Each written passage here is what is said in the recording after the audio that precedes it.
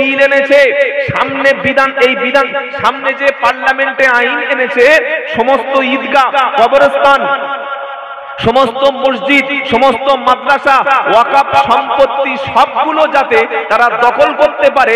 মসজিদটা শুধু লেখা থাকবে, বাইরে থেকে চাবি দেওয়া থাকবে। গোরস্থানটা মাইয়েতের জন্য এতদিন দাফন করেছেন, আগামীতে মাইয়েতকে দাফন হবে না, ওটা মাটি দিয়ে জেসিবি দিয়ে সমান করে খেলার মাঠ বানানো হবে। আপনার মসজিদটা রাম মন্দিরের মতো ভাঁ হবে। আরে খাজা মঈনুদ্দিন চিশতি হুজুরের মাজার ভেঙে সেখানে শিবের মন্দির করবে, আর আপনার মসজিদ কোথায় আছে? কি করবে না করবে না? হ্যাঁ, 400 বছরের বাবরি মসজিদ যদি ভাঙতে পারে, জ্ঞানবাবী মসজিদ যদি ভাঙতে পারে, তাহলে আপনার খাজা মঈনুদ্দিন চিশতির তো খবর রাখবে না। কোন দিন আমাদের বাংলার বিজেপিরা বলবে যে ফুরফুরা শরীফের দাদা হুজুর রহমতুল্লাহর কবরের মাজারের নিচে ওখানে একটা শিবের লিঙ্গ আছে। কত লিঙ্গ যে পৃথিবীতে ছড়িয়ে আছে আল্লাহই জানে। যা দেখছে লিঙ্গ মনে করছে, মাইকটাও কোন দিন লিঙ্গ বলে ঠেলে উঠবে। কি বুঝলেন? হ্যাঁ, সে দাবি তারা করবে। এই রকম পরিস্থিতিতে আমরা কি করছি?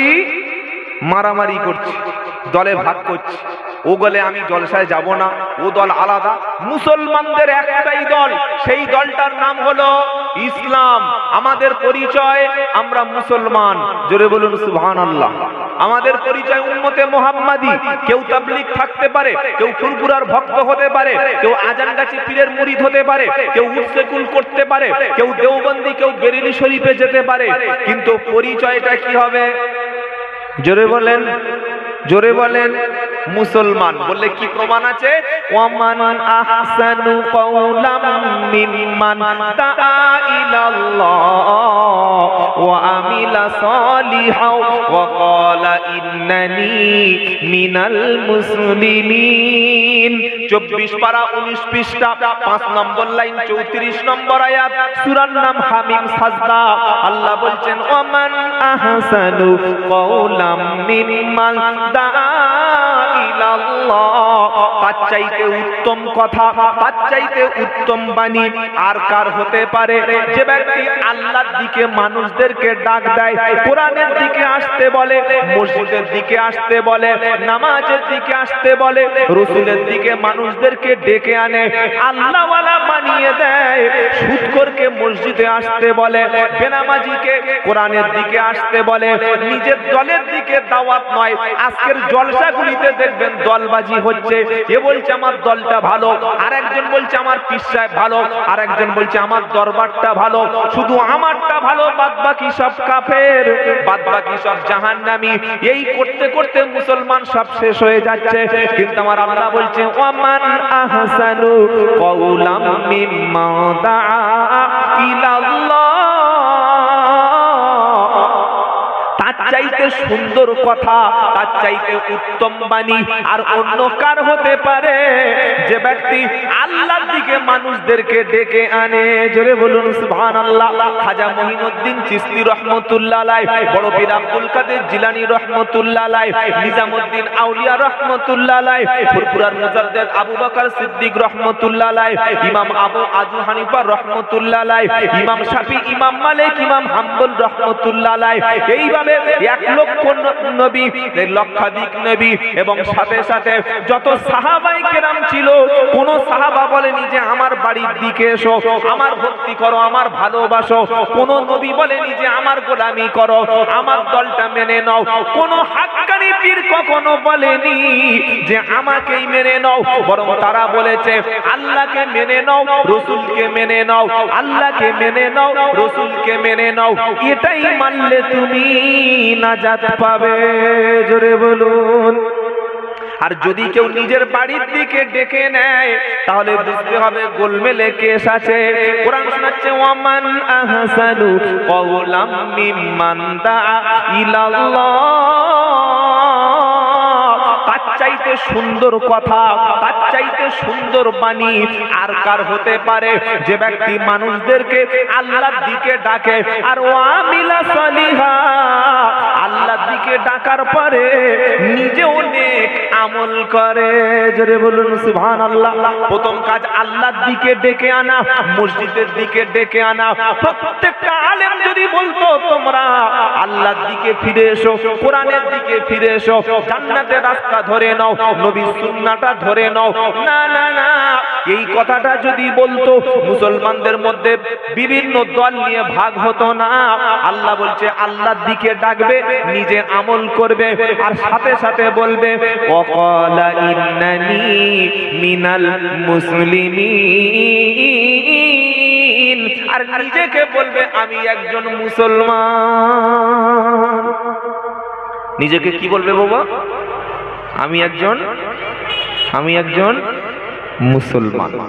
এবার আমরা যে মুসলমান, এই নামটা আমাদের নিজেদের দেওয়া না অন্য কারোর দেওয়া? কি গো, আমরা যে মুসলমান এই নামটা আমাদের নিজেদের দেওয়া নয় ভাই। আমাদের জাতির পিতার নাম হলো ইব্রাহিম আলাইহিস সালাম। বাপের দায়িত্ব আছে সন্তানের উপরে মোটামুটি 12টা। কটা জোরে বলেন? খালি 1 মিনিটে বলে দিচ্ছি, শুনে রাখেন। নাম্বার 1, জন্ম দেওয়ার পরে কানে আজান দেওয়া। 2 নাম্বার, ছেলের যখন 7 দিন, 14 দিন, 21 দিন বা 41 দিন এর মধ্যে বেটা ছেলে হলে 2টো ছাগল, মেয়ে ছেলে হলে মিনিমাম 1টা দিয়ে আকিকা করা।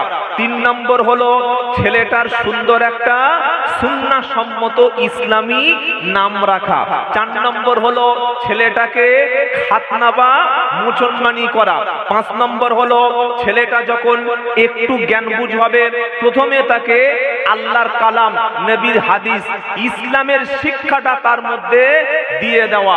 5 নম্বর হলো ছেলেটা যখন একটু বয়স হবে, আত্মরক্ষা করার জন্য, নিজেকে সেলফ ডিফেন্সের জন্য, শত্রুর হাত থেকে বাঁচানোর জন্য, একটা মানুষকে বেঁচে থাকার জন্য যেগুলো প্রয়োজন তাকে কি করা, নিজেকে যেমন আজকের আপনারা বিভিন্ন দেখবেন আমাদের দেশের বিভিন্ন স্কুল, বিভিন্ন কলেজে তার সামনে বিভিন্ন বাগানে লুকিয়ে লুকিয়ে দেশ বিরোধীরা মাঝে মাঝে ফেসবুকে দেখি তরবারির ট্রেনিং দিচ্ছে। দেখেন নাই? যারা দেশ বিরোধী, যারা তরবারি নিয়ে রাস্তায় বার হয়, তারা ট্রেনিং দিচ্ছে মেয়েদেরকে, তারা গুলি চালানোর ট্রেনিং দিচ্ছে। আর আমরা মুসলমানরা ট্রেনিং দিচ্ছি কি, তুই কাফের, তুই কাফের, তুই মুশরিক, তুই জাহান্নামে যাবি। এটা আমাদের ট্রেনিং। তারা প্রকাশ্য অস্ত্র নিয়ে ট্রেনিং দিচ্ছে। আমাদের রাজ্যের বিরোধী নেতা পরিষ্কার বলছে তোমরা সব হিন্দু এক হয়ে যাও, কিন্তু আমরা মুসলমানরা কোনোদিন বলবো না মুসলমান এক হও। আমরা বলবো ভারতীয়রা সব এক থাকো, দেশপ্রেমিকরা সব এক থাকো, যারা এই দেশের স্বাধীনতা চাও তারা সব এক থাকো। কি শুনছেন আপনারা? আপনার সন্তানকে বেঁচে থাকার জন্য, লড়াই করার জন্য, তাকে নিজের বেঁচে থাকার জন্য তার যতটুকু শারীরিক প্রয়োজন, তার যতটুকু বেঁচে থাকার যা কিছু শিক্ষা করার দরকার সবগুলো শিক্ষা আপনার সন্তানকে দিতে হবে, এটা হক। 6 নম্বর হলো ওই সন্তান যাতে জেনা ব্যভিচার না করে তার জন্য উপযুক্ত বয়সে বিয়ে দেওয়া। 7 নম্বর হলো আপনার সন্তান 7 বছর বয়স হলে নামাজের শিক্ষা দেবেন। 10 বছর বয়স হলে নামাজ না পড়লে হালকা একটু চাপ সৃষ্টি করবেন, 2-1 একটু হালকা প্রেসার দিয়ে দেবেন। কি শুনছেন আপনারা? নাম্বার 9, ওই সন্তানটাকে আপনার দায়িত্ব হলো যখন 10 বছর বয়স হয়ে গেল, ছেলে মেয়ের বিছানাটা আলাদা হবে। 10 বছরের ছেলে মায়ের কাছে ঘুমাবে না, 10 বছরের মেয়ে বাপের বিছানায় ঘুমাবে না। 2 ভাই 2 বোন 10 বছরের পর থেকে বিছানা আলাদা হয়ে যাবে। নাম্বার 11, আপনার সন্তানের জন্য আপনার যেটা মূল দায়িত্ব সেটা হচ্ছে যে সন্তানকে হালাল ভাবে বেঁচে থাকার জন্য সঠিক একটা জীবিকা জীবন ব্যবস্থা করে দেওয়া। নাম্বার 12, মৃত্যুর আগে আপনার সন্তানকে আপনি আপনার জমির অংশ যেটা ওয়ারেসান সূত্রে পায়, মিরাস সূত্রে যেটা পায় সেটা দিয়ে যাবেন। আমি মরে যাচ্ছি আর দলিলগুলো বড় ছেলে বলছে ও বাবা, বললে কি, বলে জমির দলিল সব তোর কাছে দিয়ে যাচ্ছি, আমার মনে সময় হয়ে গেছে, বাবা তুই তোর ভাই বোনদের জমি ভাগ করে দিস, দেবে? বেশিরভাগ মানুষ বেইনসাফি করে। 2-1 জন ভালো মানুষ হয়তো আল্লাহওয়ালা, আল্লাহর দিকে ভয় করে, তারা ভাই বোনদের জমিটা ঠিকঠাক ভাগ করে। আর বেশিরভাগ লোকগুলো দলিল চেপে দিয়ে ভালো ভালো জমিগুলো নিজের নামে অল্প 2-1 কাঠা ভাইদের নামে দেয়, আর বোন মানে ওর জমি পাওয়ার কোনো অধিকার নাই। বউরা বলছে এই দেখো, বললে কি খবরদার ওসব কাজ করো না, তোমরা 4 ভাই সারা জীবন বাপের টেনেছো, সারা জীবন ডাক্তার দেখিয়েছো, বোনেরা জমি পাবে কেন? বোনেরা পাবে কেন? ওরা আসছে যাচ্ছে খাচ্ছে, এর চাইতে আবার কি বেশি আছে? সে ওই পাড়ায় দেখো, ওরা বন্ধের দেখে, তুমি তো দেখছো। কোন মুসলমান যদি ছেলেদের নামে জমি শুধু দেয়, মেয়েদের নামে জমির অংশ, ঘরের অংশ, পুকুরের অংশ, গাছের অংশ, বাপের সম্পত্তির একটা যদি প্লেটও থাকে, সেটা সমানভাবে ছেলে এবং মেয়েদের যদি ভাগের মধ্যে, যেটা শরীয়ত যে ভাগটা করেছে, এই ভাগের থেকে যদি কেউ বেইনসাফ করে, বঞ্চিত করে, নামাজ রোজা হজ যাকাত কিয়ামতের দিনে গুলো তুলোর মতো উড়িয়ে দেওয়া হবে। কথা মনে থাকবে ইনশাআল্লাহ। কি শোনাচ্ছিলাম? আমাদের বাপের দায়িত্ব সন্তানের নাম রাখা। আমাদের বাপের নাম কি? ইব্রাহিম। কিসের বাপ? মুসলিম জাতির পিতা। জোরে বলুন না সুবহানাল্লাহ। এবার আল্লাহ বলছেন মিল্লাতা আবাকুম মিল্লাতা আবিকুম ইব্রাহিম হুয়া সাম্মাকুমুল মুসলিমিন। তোমাদের জাতির পিতার নাম হলো ইব্রাহিম। পিতার দায়িত্ব সন্তানের নাম রেখে দেওয়া। তাই মুসলমান জাতির পিতা ইব্রাহিম, সন্তানদের নাম রেখেছে মুসলমান। আমাদের মুসলমান নাম রেখেছে কে? নবী ইব্রাহিম। জোরে বলুন সুবহানাল্লাহ। দুটো প্রমাণ পেলেন যে আমাদের পরিচয় মুসলমান। 3 নম্বর প্রমাণটা নিন। 3 নম্বর প্রমাণ হলো আল্লাহ পাক আবার শুনিয়ে দিচ্ছে, ইয়া আইয়ুহাল্লাযীনা আমানুত্তাকুল্লাহা হাক্কা তুকাতিহি ওয়া লা তামুতুন্না ইল্লা ওয়া আনতুম মুসলিমিন। চতুর্থ পারা 2য় পৃষ্ঠা 3 নম্বর লাইনের 102 নম্বর আয়াত সূরা আল ইমরান। আল্লাহ বলছেন, ইয়া আইয়ুহাল্লাযীনা আমানুত্তাকুল্লাহ, হে বিশ্বাসী ঈমানওয়ালা, আল্লাহকে ভয় করো। ভয় করার মতো তুমি ভয় করো। কতক্ষণ পর্যন্ত তুমি মরো না, কতক্ষণ পর্যন্ত মৃত্যুবরণ করো না, যতক্ষণ পর্যন্ত তুমি মুসলমান হচ্ছ না। মুসলমান না হয়ে কবরে গেলে, কবর কিন্তু কে ফুরফুরা, কে তাবলীগ, কে ডাক্তার, কে মাস্টার, কে হুজুরের ছেলে, ইমাম সাহেবের ছেলে, মুফতি সাহেবের ছেলে, আমির সাহেবের ছেলে, পীর সাহেবের ছেলে, ফকির সাহেবের ছেলে, নবীর ছেলে, কবির ছেলে, ভিখারির ছেলে, ডাক্তারের ছেলে, ইঞ্জিনিয়ারের ছেলে, এসব কবরও কিন্তু বোঝে না। কবরে যাওয়ার আগে যে পরিচয়টা তোমাকে নিয়ে যেতে হবে, ওই পরিচয়ের নাম হলো মুসলমান। কি পরিচয় বাবা? খালি মুসলমান কোথায় কোথায় আছে দেখিয়ে দিচ্ছি, চোখটা খুলে নেন, কোরআন থেকে শুনে নিজের ইমানটা পরিবর্তন করুন, আমল ঠিক করে নিন যে আমাদের পরিচয় কি হওয়া উচিত আর আমরা কি বলে সমাজে ফেতনা করছি। বান্দা যখন কবরে যাবে, প্রত্যেকটা বান্দার প্রশ্ন হবে 3টি, নাকি ভাঁড়ের লোকেদের জন্য আলাদা প্রশ্ন হবে? 3টা হবে তো? কি গো? মার রাব্বুকা, তোমার রব কে বলো। উত্তরটা হবে রব্বি আল্লাহ, আমার রব হলেন আল্লাহ। দ্বিতীয় প্রশ্ন, মা দীনুক, তোমার দিন কি বলো, তোমার দিন কি বলো। যদি বলি আমার দিন ছিল তবলিগ জামাত, মেরে চামড়া হাড় এক করে দেবে। যদি বলি আমার দিন ছিল দেওবন্দি, দাঁত ফেলে দেবে। যদি বলি আমার দিন ছিল চিস্তিয়া, মেরে মাথার খুলি উপড়ে দেবে। যদি বলি আমার দিনের নাম ছিল ফুরফুরা, মেরে হার্ট অ্যাটাক করে দেবে। কোন নাম কবরে চলবে না যে পরিচয়টা দিয়ে ফেরেশতাদের কাছে রেহাই পাওয়া যাবে, মারের হাত থেকে বাঁচা যাবে। দিনের নাম হলো ইসলাম। বললে এটা আবার কোথায় পেলাম?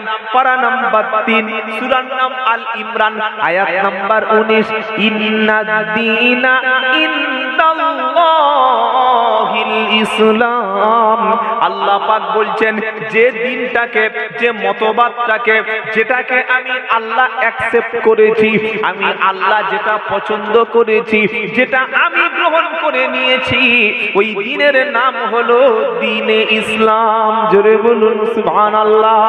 3 নম্বর প্রশ্ন, নবী পাক সাল্লাল্লাহু আলাইহি সাল্লামকে আপনার কাছে জিজ্ঞাসা করা হবে, মান হাদার রাজুল, এই ব্যক্তি সম্পর্কে তোমার ধারণা কি? মুহাম্মদ সম্পর্কে তুমি কি জানো বলো?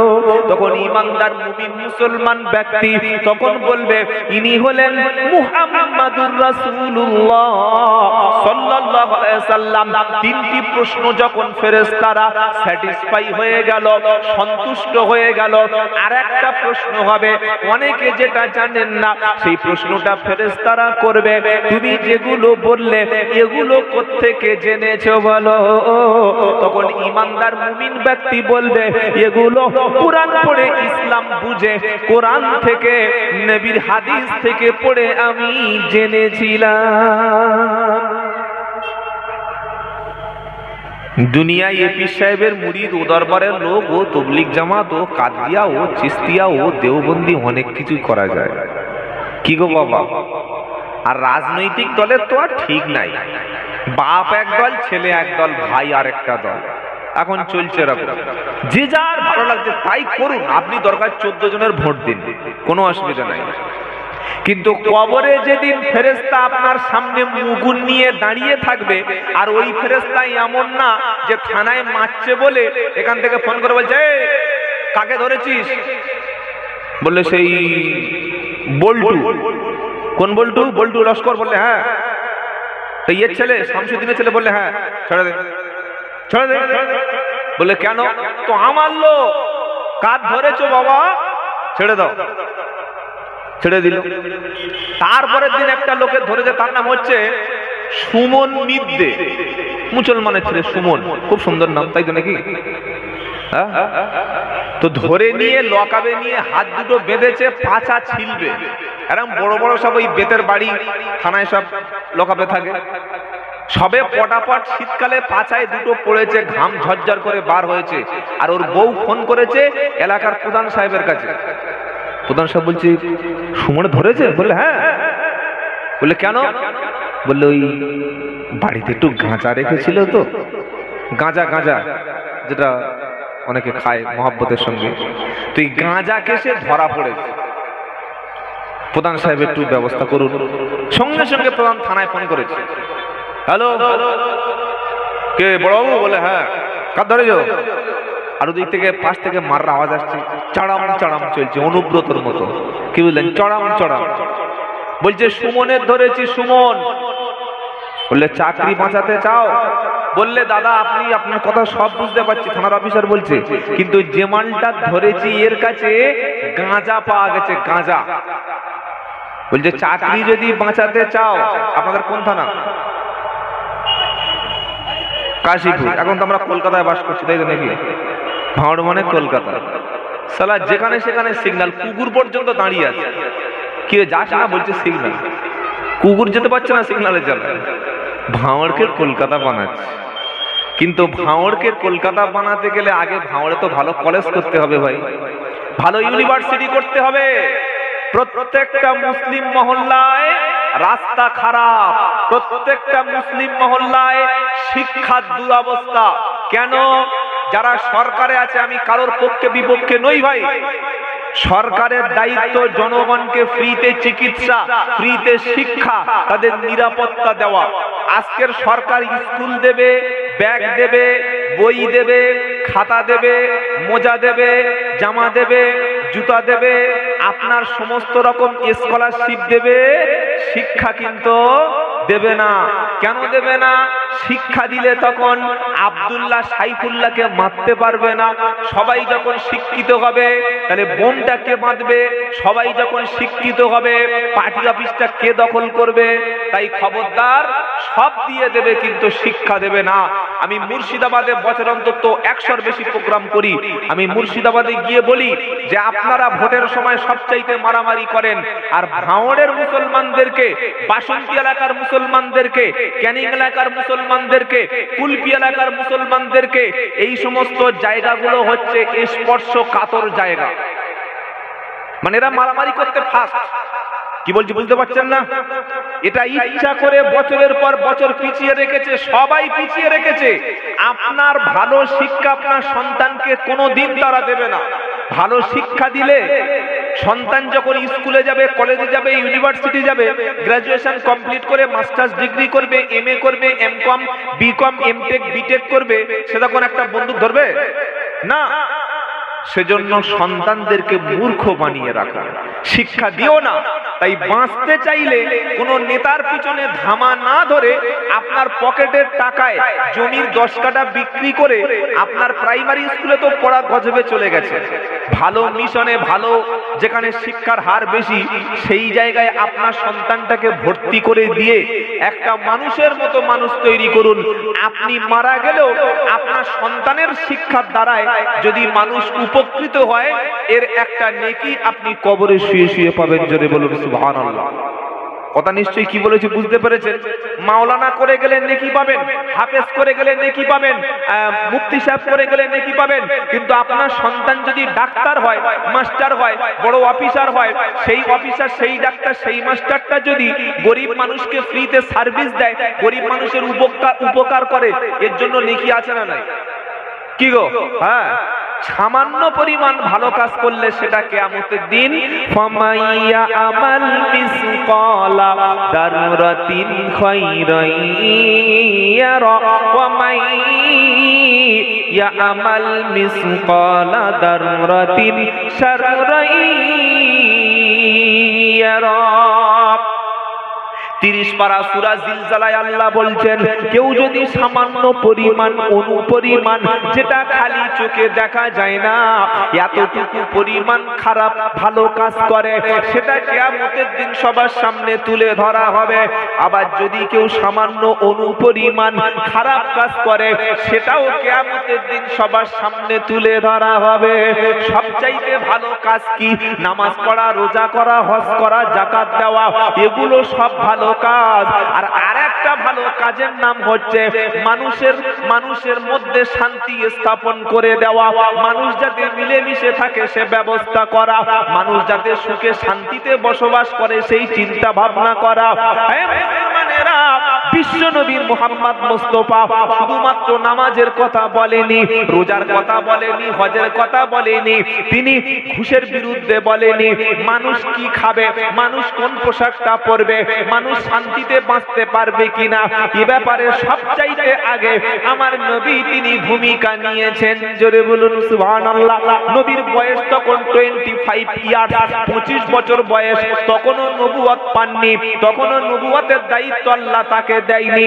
এই 25 বছর বয়সে আল্লাহ বিশ্ব নবীর একটা, আল্লাহ পাক বিশ্ব নবীকে এমন মানবতার নবী করে পাঠিয়েছিলেন। 25 বছরের নবী একটা ক্লাব তৈরি করলেন, ক্লাবের মেম্বারশিপ গ্রহণ করলেন, ক্লাবের নাম হলো হিলফুল ফজুল। জোরে বলুন সুবহানাল্লাহ। আমাদের ক্লাবগুলো ব্রেক ড্যান্স হয়, আমাদের ক্লাবগুলো ফাংশন হয়, আমাদের ক্লাবগুলো ক্রামবোর্ড খেলা হয়, আমাদের ক্লাবগুলো ফুটবল টুর্নামেন্ট হয়, নকআউট খেলা হয়। কিন্তু বিশ্ব নবীর ক্লাবগুলিতে যদি কোনো মানুষ অসুবিধায় পড়তো, বিপদে পড়তো, নবীর ক্লাব থেকে সহযোগিতা করা হতো। যদি কোনো মা বিধবা হয়ে যেত, বিশ্ব নবীর ক্লাব থেকে সেখানে সাহায্য পাঠানো হতো। যদি কোনো এলাকায় দাঙ্গা হতো, অশান্তি হতো, বিশ্ব নবীর ক্লাব থেকে সেই জায়গায় মীমাংসা করা হতো। যদি কোনো ব্যক্তির উপরে জুলুম হতো, সঙ্গে সঙ্গে বিশ্ব নবীর ক্লাব থেকে সেই যুদ্ধ থামানোর জন্য ব্যবস্থা করত। এই ক্লাবের নাম হলো হিলফুল ফজুল।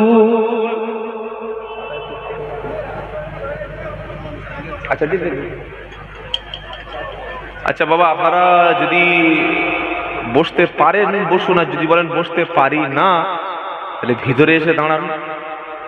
ছেলেদের কি দোষ দেবো? বাপেরা যে প্যান্ট কিনে দিয়েছে ওরা বসতে পারবে? যে প্যান্ট ছেলেদের হাতে দিয়েছি ও বসতে পারবে না, এমনি ওই জন্য দাঁড়িয়ে আছে। বসতে গেলে পিছন থেকে সব তুলে পারে। হ্যাঁ, এটা হাসির কথা নয় বাবা। হ্যাঁ, এটা বাপ কিনে দিচ্ছে তো, এই প্যান্ট কিনে দিচ্ছে বাপ। টাইট ফিট, এত টাইট প্যান্ট পায়ে পরানোর জন্য আগে প্লাস্টিক পরিয়ে দিচ্ছে পায়ে। যারা এই ন্যারো প্যান্ট পরে জিজ্ঞাসা করে দেখো, প্রত্যেকের পকেটে কিংবা ঘরে দুটো করে প্লাস্টিক আছে। আগে পায়ে প্লাস্টিক দেবে, প্লাস্টিক যাতে স্লিপকে মাল ভিতরে ঢুকে যায়। আমি বলি ভাই একটু গ্রিস টিরিস কিনে রাখিস। কি গো, তবে প্যান্ট পরবে। তো ওদের বসতে বলে লাভ নেই, রাস্তা দাঁড়াবেন না, রাস্তা দাঁড়ানোর জায়গা না, ভিতরে আসুন। যাই হোক বাবাজিরা, আল্লাহওয়ালা ভাইয়েরা, জ্ঞানী জনেরা, শুধু মানুষেরা, আল্লাহর নবী শুধুমাত্র নামাজ, রোজা, হজ, যাকাত শিক্ষা দেয়নি, মানুষকে আশ্রয় দিয়েছেন, গরিব মানুষের দুঃখ মোচন করে দিয়েছেন। নবী একটা ব্যাংক তৈরি করেছিলেন। ব্যাংক বলে, নবী আবার ব্যাংক করেছে? কে বললো? হ্যাঁ, আপনি নবীর জীবনী পড়ুন, পেয়ে যাবেন, না পড়লে পাবেন না। ব্যাংকটার নাম কি? বাইতুল মাল। ব্যাংকের কাজটা কি ছিল? যদি কোনো ব্যক্তি এতিম হয়ে যেত, যদি কোনো মা বিধবা হয়ে যেত, যদি কোনো যুবক বেকার থাকতো, যদি কোনো ব্যক্তি পঙ্গু হয়ে যেত, যদি কোনো ব্যক্তি হ্যান্ডিক্যাপ হতো, এই অসহায় দরিদ্র দুস্থ শ্রেণীর ব্যক্তিদেরকে বিশ্ব নবী মুহাম্মদ, সকলে বলুন না, সাল্লাল্লাহু আলাইহি ওয়াসাল্লাম। আরে বাবা, এটাও দরুদ। এটা কি? দরুদ। আমরা খালি কি মনে করি জানেন? আল্লাহুম্মা সাল্লি ওই বক্তা ছেড়ে দিয়ে সুসুর সুসুর সুসুর করে দুধ খাচ্ছে। কি চালাক মাল একবার দেখ। এবার খেয়ে দুধটা এই পর্যন্ত সবে হয়েছে, এখন দেখছে পুরো দুধ শেষ হয়নি, আবার বক্তা বলে, যাই জোরে পড়ো আল্লাহুম্মা। তার মানে খাওয়ার একটা ধান্দা তৈরি করছে। এটা আপনারা বোঝেন না? করে না মাঝে মাঝে? কি সর্বনাশ! তুমি লোককে বলে দরুদ পড়ো, তুমি চাকাচ্ছ কেন? করে না? করে না? দেখবেন আপনারা জলসা গেলে এটা লক্ষ্য রাখবেন। অথচ দরুদ হচ্ছে একটা শ্রেষ্ঠ ইবাদত। বলুন সুবহানাল্লাহ। দরুদের কথা আল্লাহ নিজেই বলেছে। 22 পারা 5 নম্বর পৃষ্ঠা 5 নম্বর লাইনে 56 নম্বর আয়াত, সূরার নাম আহজাব। ইন্নাল্লাহা ওয়া মালাইকাতাহু ইউসাল্লুনা আলান নবী ইয়া আইয়ুহাল্লাযীনা আমানু সাল্লু আলাইহি ওয়া সাল্লিমু তাসলিমা। নিশ্চয়ই আল্লাহ তার ফেরেশতারা রাসূলের উপর সালাত পেশ করে, দরুদ পড়ে। ইয়া আইয়ুহাল্লাযীনা আমানু, ও ঈমানদারেরা, তোমরা প্রিয় রাসূলের উপরে সালাত এবং সালাম পেশ করো। তো আমি বললাম, বাবা সকলে সালাম পেশ করো, দরুদ শরীফ পড়ো। বলে, আর আমি যদি সুরসুর করে কোত কোত করে চা খাই, তাহলে আমি কি ঠিক কথা বলেছি? এগুলো দেখবেন। এই যে সাল্লাল্লাহু আলাইহি ওয়াসাল্লাম বললেন, এটাও দরুদ। আর আমরা যেটা ওই পাইকিরি ঝাঁক মেরে পড়ি, আল্লাহুম্মা, বক্তা ছেড়ে দিল, আর শ্রোতা তখন 12 থেকে 14টা ভুল বলে।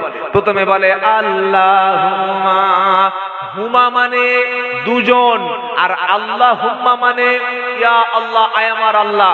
বলুন তো, কোন ব্যক্তি যদি বলে যে আল্লাহ একের চাইতে অন্য আরো আল্লাহ আছে, আরো 2-1 আছে, লোকটার ঈমান থাকবে না। আপনি আরবি পড়লেন দরুদ শরীফে, আল্লাহুম্মা, বললেন আল্লাহ দুজন। দরুদ শরীফ পড়তে গিয়ে কিভাবে ঈমান নষ্ট হচ্ছে দেখতে পাচ্ছেন? কি গো, ওই নামাজের আগে দেখবেন তাকবীর দেয়, কাদ কামাতিস সালা, কাদ কামাতিস সালা। কাদ কি রে ভাই? কাদ, কাদটা কি?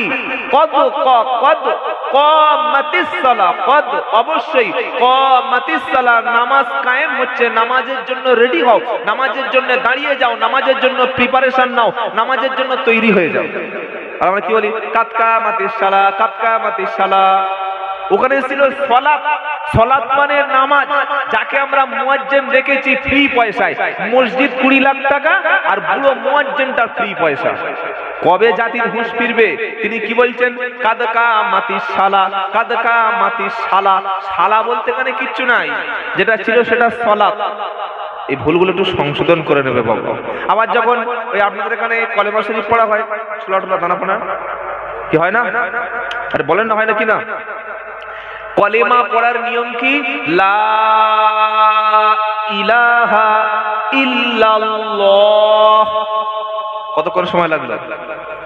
লা টান দিতে হবে। আর এই কলেমার মজলিসে, জিকির মজলিসে লা ইলাহা ইল্লাল্লাহ, লা ইলাহা ইল্লাল্লাহ, লা ইলাহা ইল্লাল্লাহ, 5 মিনিটে দেখি 1 কেজি দানা। তো 5G গতিতে চালাচ্ছে গো। ফেরেশতারা বলছে সর্বনাশ, মুখ বলছে লা ইলাহা ইল্লাল্লাহ, আর হাতের ভিতর থেকে চাটতে চলছে। এটা কলেমার সঙ্গে কি ছেলে খেলা নয়? লা ইলাহা ইল্লাল্লাহ, এটা বিশুদ্ধভাবে যিনি বলবেন মুখ দিয়ে, অন্তর থেকে বিশ্বাস করবেন, তিনি জান্নাতে যাবেন। সুবহানাল্লাহ এখন বলার দরকার নাই, একবার সকালবেলা বলবেন, জোরে বলুন না সুবহানাল্লাহ। তাহলে কলেমাটা কলেমার মতোই বলতে হবে। লা ইলাহা ইল্লাল্লাহ, লা ইলাহা ইল্লাল্লাহ, লা ইলাহা ইল্লাল্লাহ, লা ইলাহা ইল্লাল্লাহ, এগুলো ঠিক না, এগুলো সংশোধন করে নেবেন বাবা। কষ্ট পেলেন নাকি বাবাজিরা? আল্লাহ আল্লাহ ভাইয়েরা, জ্ঞানীজনেরা, শুধু মানুষেরা, ন্যায়নিষ্ঠ মনেরা, কি শোনাচ্ছিলাম? আল্লাহর নবী সাল্লাল্লাহু আলাইহি সাল্লাম ব্যাংক তৈরি করলেন গরিব, এতিম, মিসকিন, দুস্থ, অসহায়দের পাশে দাঁড়ানোর জন্য। নামাজ যেমন ইবাদত, রোজা যেমন ইবাদত, হজ যেমন ইবাদত, সাদকা যেমন ইবাদত, এতিম আর মিসকিনদের সহযোগিতা করা তেমন একটা সওয়াবের কাজ। জোরে বলুন সুবহানাল্লাহ। মানুষ জাহান্নামে যাবে অনেকগুলো কারণ আছে, তার মধ্যে সূরা মুদ্দাসসিরের কারণ রয়েছে 4টে। কটা বললাম? যদি বলেন, এই 4টি কারণের মধ্যে যদি একটা কারণ আপনার হয়ে যায়, একটা ভুল আপনার হয়ে যায়, তাহলে আপনার জায়গা কিন্তু জাহান্নাম। বললে হুজুর কি কারণ একটু বলুন। আমি বলবো না, আল্লাহর কালাম থেকে শুনে নিন। তাহলে আগের বক্তব্যটা কি বলছিলাম? আমাদের পরিচয় কি হতে হবে? পরিচয় কি? মুসলমান। মনে আছে তো? আর কবরে তাহলে কি বলে দিল? 3টি উত্তর। আমার আল্লাহ হলেন, রব হলেন আল্লাহ, রাসূল হচ্ছেন নেতা, আর দিন হলো ইসলাম। ব্যাস। এবার কবরে যেই প্রশ্নটা বলে দিল, তখন জান্নাতের ফেরেশতারা সন্তুষ্টি হয়ে ডান দিকে, বাম দিকে, সামনে, পিছনে যতদূর তাকাবে ততদূর তার কবরটা প্রশস্ত করে দিল। জোরে বলুন সুবহানাল্লাহ। যখন কবরটা প্রশস্ত হয়ে গেল, ফেরেশতারা জান্নাতের সঙ্গে কবরের একটা সুন্দর দরজা, জানালা খুলে দিল, আর জান্নাতের শান্তি সুখ কবরে দিয়ে দিল, এবং সুন্দরভাবে তাকে ঘুম পাড়িয়ে দেয়া হলো। সুবহানাল্লাহ বলতে ইচ্ছা করে না? এই ঘুমটা কিন্তু আর ভাঙবে না ভাই।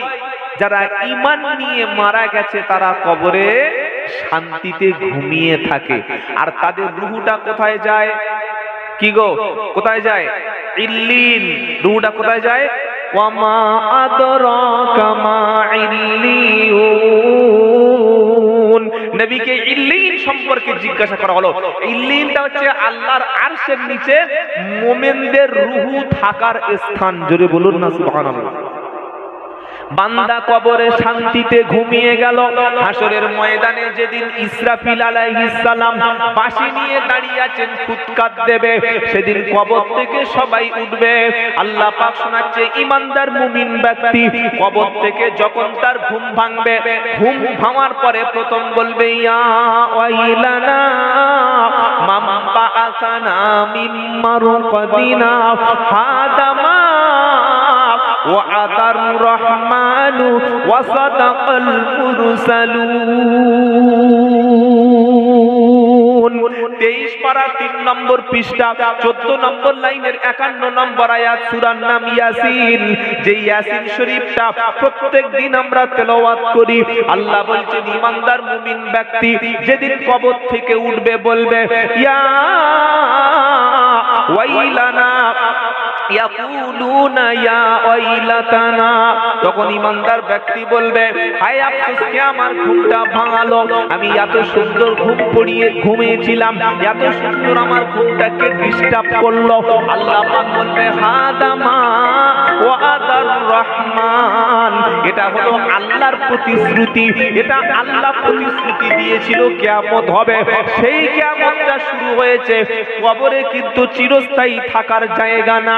একটা রূহের জগৎ, একটা কবরের জগৎ, আর একটা রূহের জগৎ, একটা আখিরাতের জগৎ, একটা দুনিয়ার জগৎ। জগৎ কটা? জোরে বলেন। 3টি। একটা হলো রূহের জগৎ, যে জগতে আমরা সৃষ্টি হয়েছি সকলে একদিনে, একই সময়। আল্লাহ তাআলা সমস্ত রূহকে আমাদেরকে দুনিয়ায় আসার আগে যখন সৃষ্টি করেছিলেন, সমস্ত রূহের সামনে আল্লাহ সেদিন প্রশ্ন করেছিলেন, আলাস্তু বিরাব্বিকুম, আমি কি তোমাদের রব নই? আমি কি তোমাদের প্রভু নই? সেদিন সবাই এক বাক্যে স্বীকার করেছি, ক্বালু বালা। কি বলেছি বাবা? এই ধরুন, বড় ছেলেটার বয়স কারোর 15 বছর, মেজো ছেলেটার বয়স কত হবে? 15 বছর হবে না, আরো 2-4 বছর কম হবে। মিনিমাম তো 1 বছর কম হবে, তাই তো? না 6 মাসের মধ্যে আর হবে না? কি গো? তো ছেলে আসছে, বড়, মেজো, ছেলে, সোজো, এরাও ছেলে হয়। কিন্তু রূহের জগতে আমরা ছিলাম সবাই এক। সবাইকে এক জায়গায় রেখে আল্লাহ সেদিন প্রশ্ন করেছিলেন সব হিন্দু, খ্রিস্টান, ইহুদি, বৌদ্ধ, নাসারা, মুসলিম, কাফের, মুশরিক সবাইকে সামনে রেখে প্রশ্ন করেছিলেন, আলাস্তু বিরব্বিকুম, আমি কি তোমাদের প্রভু নই? এখন হয়তো অস্বীকার করছি, সেদিন আমরা কি বলেছিলাম? কলু বালা। কি বলেছিলাম? কলু বালা। যখন বললাম কলু বালা, আল্লাহ বললে ঠিক আছে তাহলে তোরা আবার পালা। তবে যে কলু বালা আল্লাহ আমাদের রব এটা স্বীকার করলি, এটা যেন মৃত্যু পর্যন্ত কথার উপরে ঠিক থাকে, কথা ঠিক থাকে। কি গো, আমরা তো 2 নম্বরই করি। 3 লাখ টাকার জমির দাম ঠিক হয়ে গেছে, ডিসেম্বরের 22 তারিখে রেজিস্ট্রি হবে অফিসে। তার 2 দিন পরে এশার নামাজের পরে জয়নাল বলছে, ও ভাই, বললি কি? বলে তোমার ওই জমিটা 10 টাকা বিক্রি করছো। কেন বলো না? 3 লাখ টাকা সেই হাফিজুল ঠিক করে গেছে। 3 লাখ? এত দামি জমি 3 লাখ টাকা? বললে আমি যদি চাঁদ দিই তুই নিবি নাকি? বলে হ্যাঁ, তোমার ভাবি বলছিল। চাঁদ দিবি? বলে হ্যাঁ। বললে কাজ কর, আধার কার্ড, প্যান কার্ড আর যত ডকুমেন্ট সব পাঠিয়ে দে। তো বলে তুমি কারোর কাছে কথা দাওনি তো? বললেও আমি ঠিক করে নেবো। ও আমি কি করে নেবো? ঠিক করো। এরকম চিটিং বা চিন্তা করে মুসলমান। 1 লাখ টাকা বেশি পাওয়ার জন্য, 50,000 টাকা বেশি পাওয়ার জন্য জমি কথা দিয়ে, কথা খেলাপ করে অন্য লোকের কাছে জমি দেয়। এই রকম মুসলমান, নট মুসলমান, মুসলমান আমাদের সমাজে আছে না? নাই। একটা দুটো আছে, তাই তো? শত শত। কি আছে বলুন? যার জবানের ঠিক নাই সে মুসলমান তো নয়। যার ওয়াদা খেলাপ করে, প্রতিশ্রুতি ভঙ্গ করে, সে মুসলমান দাবি করে কি করে? 6 মাস আগে থেকে জলসার ডেট লিখেছে, হ্যান্ডবিলের নাম হয়ে গেছে, প্রচার হয়ে যাচ্ছে, হঠাৎ জলসার দিন বললো শরীর খারাপ। বলে না? হ্যাঁ, সকালবেলা ফোন বন্ধ, সকালবেলা ফোন তোলে না। আগে জানতাম মেয়েদের শরীর খারাপ হয়, এখন জলসার লাইনে এসে দেখছি বক্তাদেরও শরীর খারাপ হয়। কি গো, এবার ছেলেরা কোথায় যাবে? ছেলেদের পিঠে তো চামড়া উড়ে যাবে। আমাদের হুজুর আনিয়ে কেন? ওই বক্তাটা আমরা বলবো না, বলবে না। প্রায় জায়গায় এই অভিযোগটা আসে, ফোন করে। এই তো ফজরের সময় বাড়িতে প্রায় দিন ঢুকি, সকালে উঠে দেখি ফজর পরে একটু ঘুমোতে হয়, কারণ ওই ছাড়া তো সময় নেই। 18, 20, 22, 25, 30, 50টা করে মিসড কল। ঘুরি একটা করে কল করলাম, কি ভাই? বললে হুজুর এটা বক্তা। এলো আজকে জলসা, আজকের বক্তা? বললে আমাদের ওই বক্তার শরীর খারাপ। পাকা মিথ্যা কথা। খবর নিয়ে দেখো, তোমরা 10 দেবে বলেছিলে, হুগলিতে 20,000-এর অফার এসছে, মেদিনীপুর থেকে 25 দেবে বলেছে। শরীর খারাপের নাম করে হুগলি আর মেদিনীপুর জলসাটা করে থুতু দিয়ে টাকা গুনে নিয়ে বাড়ি চলে এসেছে। আমি আব্দুল্লাহ জুবায়ের বলছি, শোনো, যদি কোনো বক্তা, যদি কোনো হুজুর, যদি কোনো ওয়াইজিনের মধ্যে টাকার লোভ থাকে, টাকা এত না দিলে যাব না, 1 টাকা কম দিলে দাওয়াত নিচ্ছি না, বুঝতে হবে সেই লোকটা দিন প্রচার করতে আসেনি, নিজের পেটের দায়ে এসছে, নিজের আখেরাত গোছাতে এসছে, নিজের দুনিয়ার জন্য এসছে, দুনিয়ার স্বার্থে। অথচ প্রত্যেকটা হাক্কানি ওলি, প্রত্যেকটা আল্লাহর ওলি, প্রত্যেকটা পীর বান্দা, প্রত্যেকটা নবী মানুষের কাছে দাওয়াত দিয়েছিলেন, ওয়াজ করেছিলেন আল্লাহকে রাজি এবং খুশি করার জন্য। জোরে বলুন সুবহানাল্লাহ। অনেকে বলবেন হুজুর আপনি টাকা চান না। আমি ওয়ান ক্যামেরায় বলছি, কেউ যদি চ্যালেঞ্জ করতে পারে আমার কাছে যে এত টাকা না দিলে যাবে না, এটা যদি প্রমাণ করতে পারে, আমি তওবা করে আপনার সামনে জীবনে আর কোনোদিন ভাঙড় এলাকায় আসবো না। আমি ওটা বলি না যে আপনি ভাই খুশি করে যেটা দেবেন আলহামদুলিল্লাহ। এই যারা কমিটি আছে জিজ্ঞাসা করে দেখুন আমি টাকা চেয়েছি কিনা। কেন টাকা চাইবো? রুজির মালিক তো জলসা কমিটি নয়, রুজির মালিক তো ভাঙড়ের লোক নয়, রুজির মালিক তো মসজিদ কমিটি নয়, রুজির মালিক তো আমার কোনো চাকরি নয়। আমার কি রুজি হবে সেটা ঠিক করে রেখেছেন কে? আল্লাহ। আর আমি যদি এক রাতে 20, 25, 30,000 টাকা কামাই করি, আমার তো 450 সুগার, অনেক মানুষের বক্তাদের তো হার্টের সমস্যা, কারোর ব্রেনের সমস্যা, কারোর কিডনি খারাপ, তো খেতে তো পারবি না। খেতে পারবি? এই উত্তর 24টার নাম করা বক্তা ছিল, নাম বলবো না, জলসা করে করে 50 বিঘে জমি কিনেছে, 50 বিঘে। হ্যাঁ, বিখ্যাত বক্তা, দাড়ি দাড়ি পেকে গেছে। 5 বছর পরে দেখলাম ওনার কিডনি দুটো শেষ। এই কিডনি চিকিৎসা করতে করতে সব জমি বিক্রি করে দিয়ে এইবার শেষে কি করলো, একদিন ফেসবুকে দেখি বলছে যদি কেউ জাকাত দেয় আমাকে দিতে পারে আমি নেবো। এটা আমাদের চোখের সামনে। আল্লাহর কসম করে বলছি, প্রত্যেকটা আলেম ওলামা, পীর সাহেব, পীরজাদা, মুফতি সাহেব, মুফতিজাদা, যত বক্তা আছে বা আছেন বা যারা খেদমত করেছেন, যে বক্তার উদ্দেশ্য আল্লাহ খুশি করব, মানুষের কাছে সত্যটা তুলে ধরব, কোরআন সুন্নাহ অনুযায়ী কথা বলবো, মানুষ কি দেবে সেদিকে আমরা লক্ষ্য করব না, টাকা